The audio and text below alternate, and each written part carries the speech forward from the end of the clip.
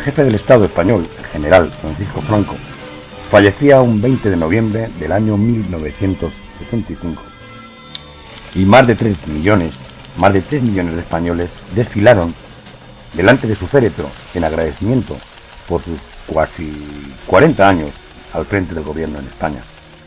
Toda Europa miraba atónita aquellas colas inmensas de españoles que acudían tristes al Palacio Real a ver el cadáver de aquel dictador terrible. ¿Cómo podía un pueblo llorar tanto la muerte de un supuesto tirano? ¿Qué méritos había hecho? El 20 de noviembre del año 1975, Franco dejaba una España muy diferente a la que había encontrado allá por el año 1939. De los escombros de un país arruinado por la guerra tercermundista y de un Banco de España del cual socialistas y comunistas habían robado todas las reservas de oro, entregaba una España totalmente industrializada, convertida en octava o en novena potencia mundial, con una agricultura pujante, la primera de Europa, siendo socios preferentes en aquellos tiempos de la Comunidad Económica Europea y teniendo la segunda flota pesquera más grande del mundo, con un ejército de 3 millones de soldados que estaban todos siempre movilizados, con una armada española que estaba entre las 8 más importantes del mundo de aquella época, con toda la cúpula, terroristas etarras estaban en la cárcel, esto es importante, con toda su red eléctrica y de comunicaciones en manos del Estado, no en manos de capital privado como ha ocurrido ahora, señores liberales. Con todos los hidrocarburos, recordemos la CAMSA, la compañía monopolio arrendataria de petróleo, la CAMSA, también propiedad del Estado, señores liberales, que votáis al PP y antes decíais que eran franquistas. El mismo Estado, señores liberales, durante Franco, era el que fijaba los precios de los combustibles, del gasoil, del gas, de la gasolina. Con una banca pública, nacional, también estatal, señores liberales, muy importante, importantísima, poderosísima en el sector bancario español, que daba créditos muy bajos a los trabajadores para que pudieran comprar sus vehículos, sus viviendas. Estaba la caja postal de ahorros, estaba el banco hipotecario, y con un Estado que fijaba los tipos de interés a la banca privada. Ojo, el Estado era quien fijaba los tipos de interés a la banca privada. Estaba prohibida la usura. Los bancos extranjeros también estaban prohibidos en España.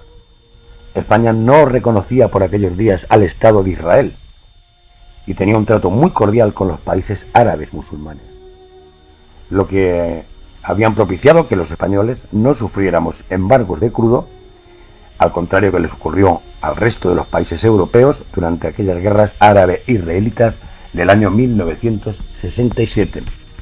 Los españoles eran básicamente todavía cristianos y católicos, la mayoría de ellos íbamos a misa los domingos y los valores de esta religión eran las que inspiraban las leyes del país, así como también el código de comportamiento social, muy arraigado. La pornografía y las drogas estaban en España, al igual que hoy en Corea del Norte, naturalmente, rigurosamente prohibidas. Un genial escultor llamado Arno Breker decía ya por los años 50 que los españoles éramos los últimos hombres con honor que todavía quedábamos en Europa. Los trabajadores españoles teníamos un solo sindicato de inspiración nacional sindicalista que velaba por nuestros derechos laborales. Lo normal en aquellos días era que los españoles, cualquier español, se jubilara en la misma empresa en la que había entrado a trabajar en su juventud, porque el trabajo era fijo. El Estado hacía que esto fuera posible porque había una legislación que aseguraba el trabajo fijo por ley a todos los españoles. El Estado, siempre el Estado, señores liberales, que hoy votáis al PP y que os llamáis todavía franquistas, es que me asombra de verdad. El Estado fue quien creó y el que hizo posible que la sanidad fuera universal por primera vez en la historia de España para todos los españoles. Por primera vez también en la historia de España se reconocía a los trabajadores 2 pagas extraordinarias, la del 18 de julio y la de Navidad. Se reconocía también por primera vez en la historia de España, no ocurrió con la República, señores rojos, se reconocía el derecho también a un mes de vacaciones pagados, y se implementaba un completo y complejo sistema de pensiones que cubriría y que cubrió de hecho a todos los trabajadores españoles. Hasta el año 1976 el desempleo fue prácticamente desconocido en España.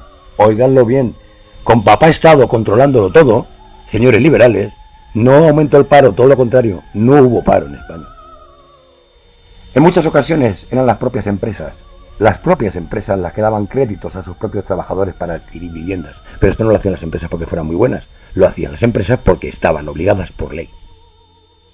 El franquismo construyó, además, el Estado, más de 3 millones de viviendas. Aquí en este mismo canal podéis ver los vídeos que hablan sobre ello. Viviendas de protección oficial, desde los años 50, finales de los 50, principios de los 60, hasta 1974-75, en el que Franco muere. La democracia, es decir, a partir del año 78, jamás ha realizado nada semejante, ni lo hará, no lo esperéis. España era un país unido, aunque claro, diverso, mantenía su diversidad. Solo había un partido, el Movimiento Nacional, y por tanto no existía ningún otro, y mucho menos partidos nacionalistas, ni lógicamente separatistas. Las regiones solo eran una mera división administrativa en los mapas escolares. No existían, lógicamente, autonomías, aunque había ciertos conciertos económicos forales en Navarra y en Álava. Recuerdo de aquellos fueros antiguos del medievo. Los motores económicos de España eran básicamente Madrid, las Vascongadas y Cataluña.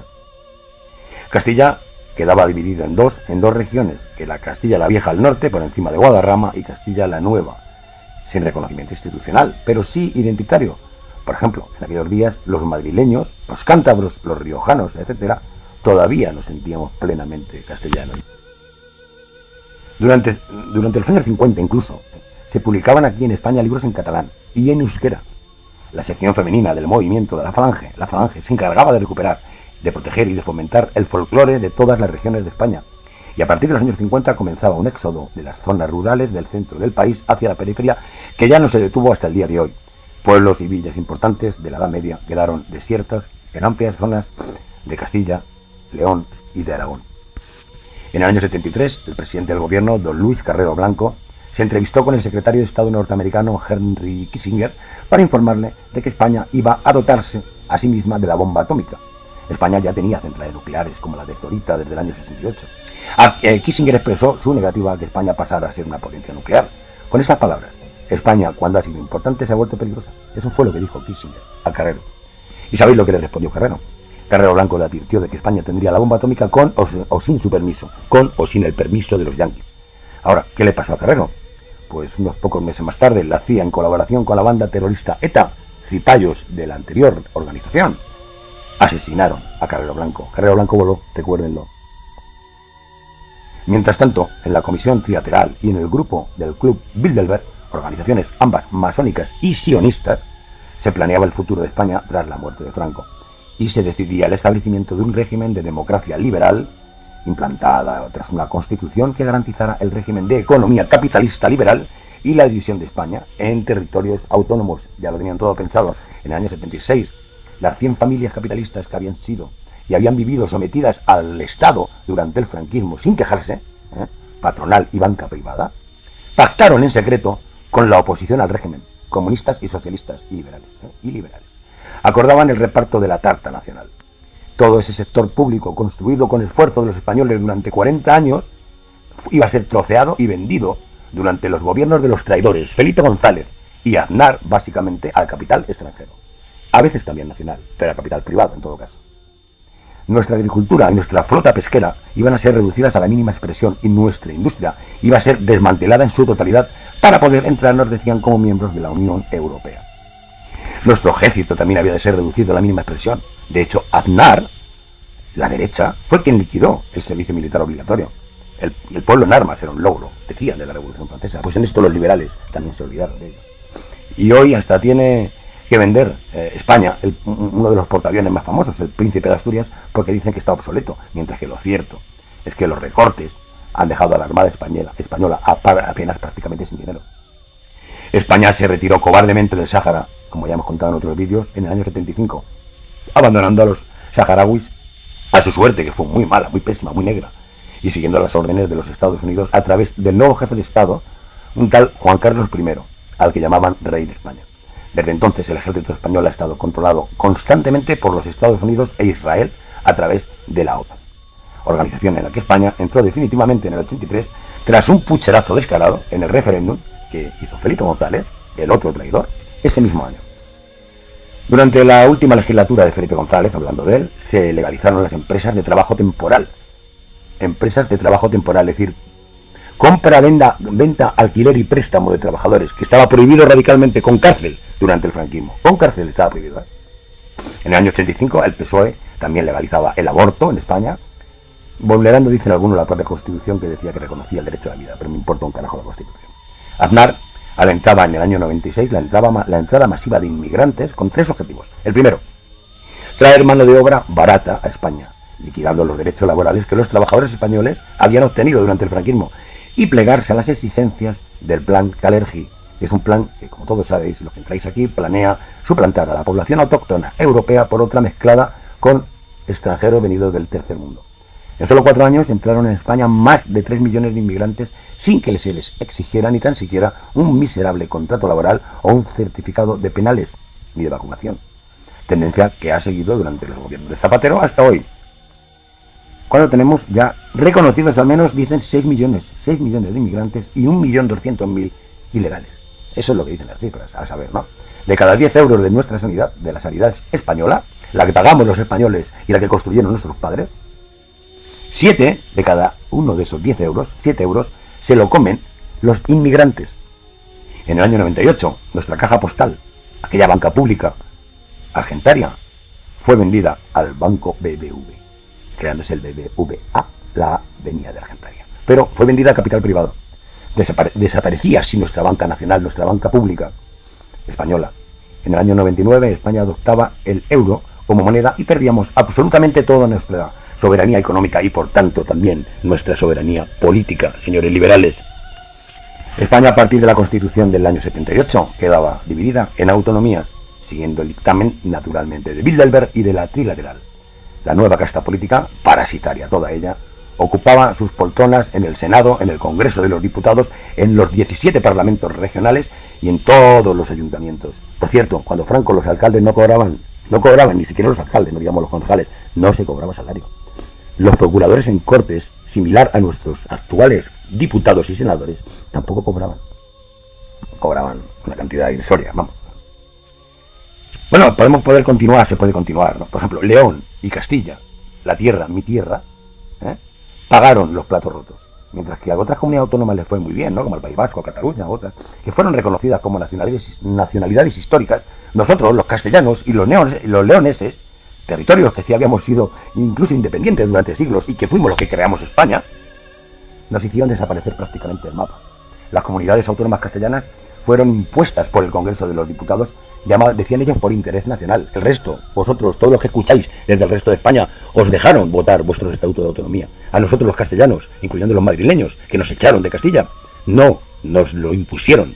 Decían que por interés nacional. Sus estatutos jamás fueron aprobados en referéndum, los nuestros, los de los castellanos.